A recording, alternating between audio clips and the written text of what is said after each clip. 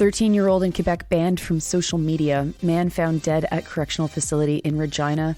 BC climate activist will not be deported. Canadian humanitarian organization says Israel bombed its water aid truck in Gaza. Pro-Palestinian students arrested at Columbia University. And nearly 200 bodies found in a mass grave in Khan Yunis in Gaza." Good morning. It's Monday, April 22nd. I'm Nora. Here are your headlines.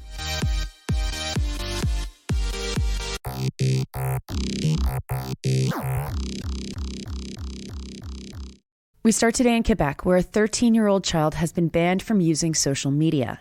The boy is accused of harassing and threatening another child online.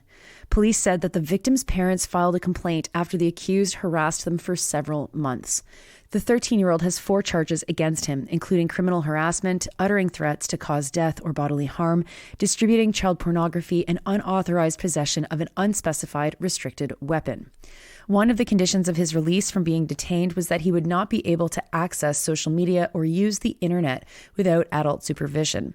CBC reports that when the police first came to his home, his parents refused to cooperate with them. They had to come back the next day for the arrest. The police didn't release any information about the town or city that the child lives in, but did say that he resides in the regional municipality of Des Collines de l'Outaouais. Next, a 36-year-old man has died at the Regina Correctional Center last week on Tuesday. The story, as reported by an unbylined CBC article, is written in the passive voice and is clearly mostly lifted from the original statement. The man was found quote-unquote unresponsive at about 9:20 a.m. local time. The province's Ministry of Corrections, Policing and Public Safety said that prison staff tried to reanimate him, but he was declared dead around 10 a.m. They said that they do not believe foul play was the cause, which of course is bizarre as the correctional system has one job, to keep people in their care alive. So there must have been something foul at some level for a young man to be found dead in a correctional facility. The coroner's service and the ministry will do an investigation. To British Columbia next, where the deportation of a climate activist has been cancelled. CBC's Moira Whiten reports that Zane Hack arrived in Canada to study at Simon Fraser University in 2019. Since then, he's become involved with environmental activism, including with groups like Extinction Rebellion and Save Old Growth. Hack said that Canada Border Services agencies started to scrutinize his study permit after he was arrested a few times for his activism. In 2022, the agency decided that he had not made enough progress on his degree, and he was informed that his permit would be cancelled and he would be deported back to Pakistan. Now, Hack was under academic probation at the time, but he has received support from the university and says he's been told he's welcome to return to his studies whenever he's ready. After being told he'd be deported, Hack's partner, Sophie Papp, launched a campaign to have his deportation called off. Even though the deportation has been called off, it's not clear how long Hack will be allowed to stay in Canada. His lawyer, Randall Cohen, says that Hack's arrest creates a chill on campus for students to do activism, especially when that activism could result in a student being deported. Now to Gaza, where a Canadian humanitarian organization has said that its main water aid truck was bombed in a targeted Israeli attack. The organization, International Development and Relief Foundation, has now called on the federal government to conduct a full investigation into what happened. In response, Minister of International Development Ahmed Hussein said on Twitter that the feds have reached out to Israel for more information about the situation. His tweet read this, quote, "The rapid and unimpeded passage of humanitarian relief for Palestinian people is critical. Upon hearing that IDRF Canada's water truck had been bombed, my office reached out to them, and we have contacted the Israeli government for more information on the incident," unquote. The organization said that the truck was clearly marked with the name and a maple leaf. The chief operating officer, Nabil Ali, said that at a minimum, his organization expects the government to conduct an investigation. This incident comes just 3 weeks since the Israeli military struck a World Central Kitchen convoy and killed 7 aid workers, including dual Canadian-American citizen Jacob Flickinger. Meanwhile, American students carrying out pro-Palestinian protests on college campuses have been facing a severe backlash.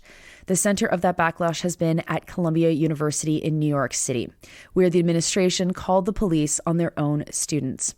Students there have been staging a sit-in on campus grounds called the Liberated Zone. They're demanding that the university divest in its ties from Israel.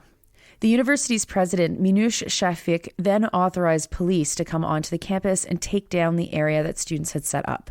More than 100 students have been arrested.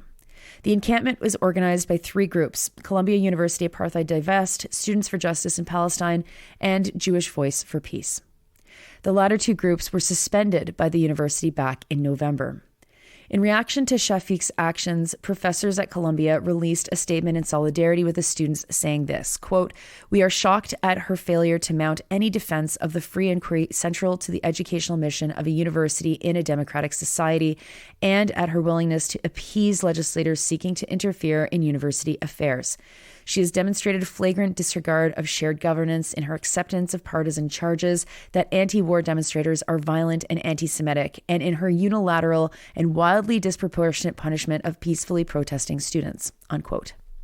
Despite the attacks, students at the university have continued to protest, and students at several other universities, like Yale, have joined in solidarity. And finally, horrific scenes continue to come out of Gaza as the genocide persists. Crews in Khan Yunis have discovered nearly 200 bodies in a mass grave near the Nasser Medical Complex following relentless Israeli bombardment in the area. Al Jazeera's journalist on the ground reported that the bodies of elderly women, children, and young men were found. This follows the discovery of a similar mass grave at Al Shifa Hospital earlier last week, following a 2-week siege on the complex. All of this comes as Israel has repeatedly said it is gearing up for a ground invasion of Rafah, despite protests from the international community. It also comes as the United States House just passed a $95 billion aid package that included military aid to Israel. Those are your headlines for Monday, April 22nd. I'm Nora. Happy Passover if you're celebrating the first Seder tonight. I hope you're spending it with family and or friends and you have a wonderful meal and time together. Nothing like starting the week off with all that wine. And I'm back from Edmonton. The trip was amazing, and it was so great to meet so many cool people out there. Thank you for giving us the best welcome and showing us the best time. Sandy and I had a blast. You are listening to this podcast at sandynora.com, on the Real News Network podcast feed, and anywhere you get your podcasts. I hope you have a wonderful Monday. Got a long week ahead of us, folks. Buckle up.